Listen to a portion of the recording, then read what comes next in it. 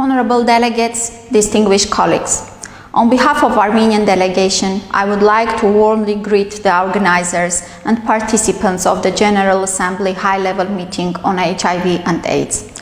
The COVID-19 pandemic has more than ever highlighted the need for comprehensive measures to strengthen the health system and improve preparedness to fight epidemics. In the process of responding to the pandemic, the health system of Armenia utilized the capabilities and pathways created within the framework of national programs to combat HIV and AIDS, and were very important assets in the fight against COVID-19.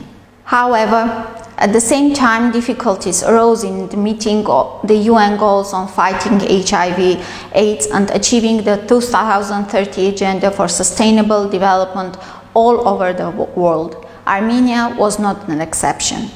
The political declaration on HIV and AIDS highlights the key approaches, the steps needed to prevent AIDS as a public health threat and accelerate the progress towards achievement of the Sustainable Development Goals.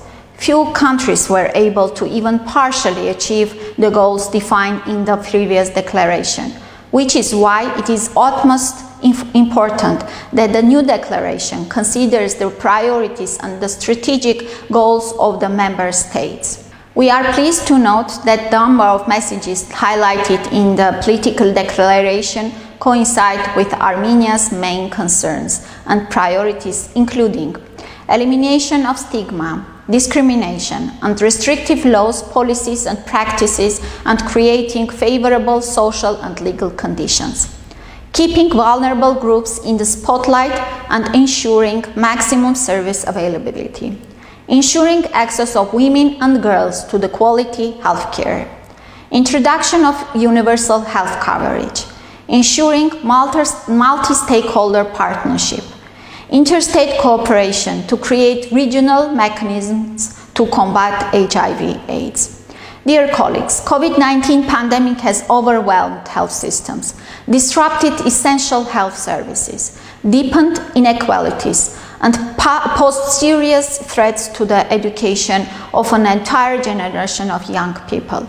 However, it also displayed the flexibility of the HIV response and the benefits of HIV instruments in health and development sectors. Through the implementation of care and treatment support activities and the distribution of medicines by non-governmental organizations, the community service delivery system, pioneered in the HIV field, was widely applied in the COVID-19 response activities and helped to overcome the barriers caused by the pandemic.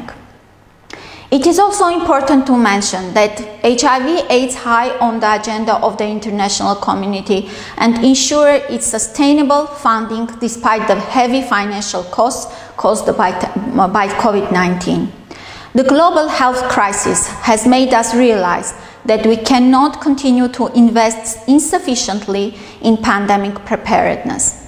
Outcomes of the HIV programs have demonstrated that too little investment, which are made too late, increase risk and uncertainties, create conditions where millions of people need essential health services, hence further increasing healthcare costs. Ladies and gentlemen, if there is one lesson to learn from COVID-19 pandemic, as long as we fail to reinvigorate our efforts in eradicating the known infectious diseases, we will not be able to fully prepare ourselves for the new ones that are bound to come. Thank you.